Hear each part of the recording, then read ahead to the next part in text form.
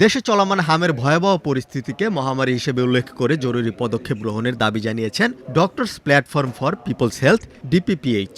18 April রাজধানীর সেগুনবাগিচায় Dhaka reporters unity মিলনায়তনে সংবাদ সম্মেলন করে এই দাবি জানায় ডিপিপিএইচ এর সঙ্গে যুক্ত জনস্বাস্থ্য বিশেষজ্ঞ ও চিকিৎসকেরা। বর্তমানে হামের বিস্তার এমন পর্যায়ে পৌঁছেছে যাকে তারা জনস্বাস্থ্যের জন্য জরুরি অবস্থা বলে মনে করছেন। কাজেই তারা সরকারকে জরুরি পরিস্থিতি ঘোষণার আহ্বান জানিয়েছেন। এখন বাচ্চাদের জ্বরের রোগী হলেই প্রাথমিক স্বাস্থ্য কেন্দ্রে নেওয়া উচিত। হামের শিশু মৃত্যু জরুরি জনস্বাস্থ্য পরিস্থিতিতে করণীয় শীর্ষক এই সংবাদ সম্মেলনে জনস্বার্থ বিশেষজ্ঞ ডাক্তার মোস্তাক হোসেন বলেন, মহামারী মোকাবেলায় আনুষ্ঠানিক ঘোষণার পাশাপাশি বিভাগীয় শহরগুলোতে অব্যবহৃত অবস্থায় পড়ে থাকা শিশু হাসপাতালগুলো অবিলম্বে সচল করার ওপর জোর দিয়েছেন। মতে আমার দায়িত্ব নিয়ে বলছি, অবশ্যই মহামারী। এখন সবাই এটা বলবে কিনা, এপিডেমিওলজিক্যাল সংগ্রহ যেটা জাকির ভাই বললেন, মানে টাইম প্লেস পার্সন সাপেক্ষে যদি সিগনিফিকেন্টলি ইনক্রিজ হয়, এবং আরেকটা কথা আছে, হেলথ সার্ভিস যদি এটা কোপ করতে না পারে, আমাদের ক্যাপাসিটির থেকে যদি এটা মানে উপচে পড়ে রোগী, আমাদেরকে জরুরি পরিস্থিতি ব্যবস্থা নিতে হয়। এটা অবশ্যই পাবলিক হেলথ এমার্জেন্সি।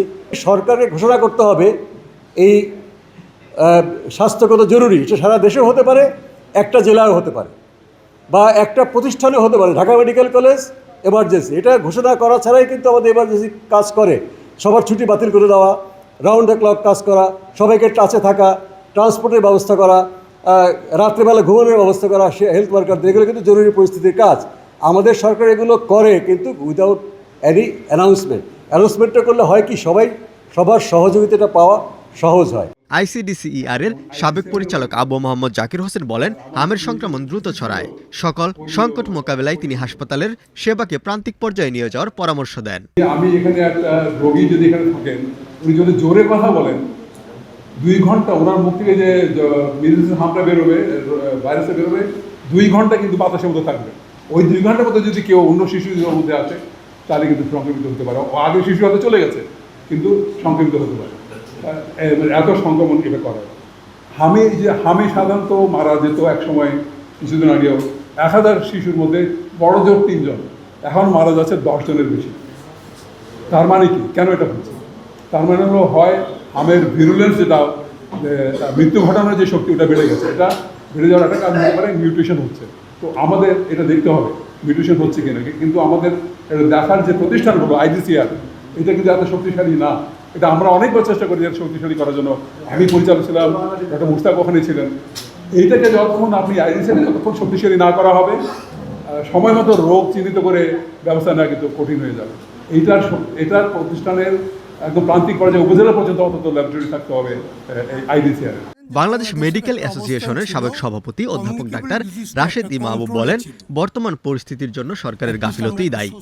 আপনারা জানেন যে বাংলাদেশের একটা অবস্থান ছিল, কমিউনিকেবল ডিজিজটা একটা কন্ট্রোলে ছিল। অ্যাটলিস্ট আমরা একটা স্বস্তির জায়গায় ছিলাম। নন কমিউনিকেবল ডিজিজ কীভাবে এদেশে ম্যানেজ করব, সেটা ছিল আমাদের মূল লক্ষ্য। কিন্তু ক্ষমতার লড়াইয়ে ওইটা তো হয়ই নেই, বরঞ্চ আমরা নিচে নেমে গেছি। কমিউনিকেবল ডিজিজটা এখন যেটা আসছে, কমিউনিকেবল ডিজিজে আমরা একটা বিপদে এসেছি, এবং এই কমিউনিকেবল ডিজিজের এইটা উঠার পিছনে দায়ী হচ্ছে গাফিলতি। তারা এটা তাদের কনসার্নে নেয়নি। সুতরাং সেই জায়গাটাতে আমরা বিপদে পড়ে গেছি, এবং এখন যে ম্যানেজমেন্টটা হচ্ছে, তারাও এটাকে সঠিকভাবে মূল্যায়ন করেনি। কারণ যদিও তারা করছে, কোশ্চেন আসছে, এটা কি আমরা এপিডেমি অমুক ডিসকের, আরে ভাই জরুরি তো হয়েই গেছে। এই সম্বন্ধে কি কোনো সংশয় আছে? আপনারা আসছেন কেন, আমরা আসছি কেন? হামের প্রকোপ মোকাবেলায় বর্তমান সরকারের পদক্ষেপ যথাযথ ছিল না বলে উল্লেখ করেন চিকিৎসক ও অধিকার কর্মী মনীষা চক্রবর্তী। টিকা ক্রয় নিয়ে যে জটিলতাটি তৈরি হয়েছিল অন্তর্বর্তীকালীন সরকারের সময় থেকেই, সেই বিষয়টি আমাদের এই সরকার কিন্তু আসার পর থেকেই তারা জ্ঞাত ছিলেন, এবং প্রথমেই যে ধরনের টিকা ক্রয়ের ক্ষেত্রে খুব র্যাপিডলি যে উদ্যোগগুলি নেওয়া প্রয়োজন ছিল, সেই জায়গাটিতে অবশ্যই ঘাটতি হয়েছে বলে আমরা মনে করি। এবং আরও একটা বিষয় হচ্ছে যে পূর্বের সরকার কি করেছে সেইটা নিয়ে যতটা আমরা বাগাড়ম্বর শুনছি, এই সরকার কি কি করতে পারত সেই বিষয়টি নিয়ে কিন্তু আলোচনাটা আমরা ততটা শুনছি না। এবং বিশেষ করে 6টি বিভাগে যে শিশু হাসপাতালগুলি ছিল, সেই শিশু হাসপাতালগুলি চালু করে কিন্তু অনেকাংশে এই শিশুদেরকে চিকিৎসা দেওয়ার ক্ষেত্রে যে ক্রাইসিস হচ্ছে সেটা সমাধান করা সম্ভব ছিল। আমরা মনে করি এই শিশু হাসপাতালগুলি অবিলম্বে চালু করার উদ্যোগ নেওয়া দরকার এবং এখানে একেবারে ডেডিকেটেডলি প্রয়োজনে এখানে বিভিন্ন রকম ওয়ার্ড চালু করে এই জায়গাটিতে যদি একটা বিশেষ উদ্যোগ নেওয়া হতো তাহলে আমরা বুঝতে পারতাম যে সরকারের সত্যিকার অর্থে আন্তরিকতা আছে। পরিস্থিতি মোকাবেলায় ডিপিপিএইচ কয়েকটি জরুরি উদ্যোগের দাবি জানান। এর মধ্যে রয়েছে অবিলম্বে সারা দেশে বিশেষ করে গণটিকাদান কর্মসূচি চালু করা, টিকা নিয়ে সমাজের বিদ্যমান ভুল ধারণা ও গুজব মোকাবেলায় কার্যকর জনসচেতনতা কার্যক্রম চালু করা, শক্তিশালী রোগ নজরদারি ব্যবস্থা গড়ে তোলা এবং জরুরি স্বাস্থ্য পরিস্থিতি ঘোষণা করা। আমরা একটা বিপদে এসেছি এবং এই কমিউনিকেবল ডিজিজ সংবাদ সম্মেলনে কয়েকটি নীতিগত সুপারিশ করা হয়। এর মধ্যে রয়েছে পুষ্টি ও ভিটামিন এ কার্যক্রম জোরদার করা, অপুষ্ট শিশুদের অগ্রাধিকার দেওয়া, মাতৃদুগ্ধ পান ও পুষ্টি কর্মসূচি শক্তিশালী করা।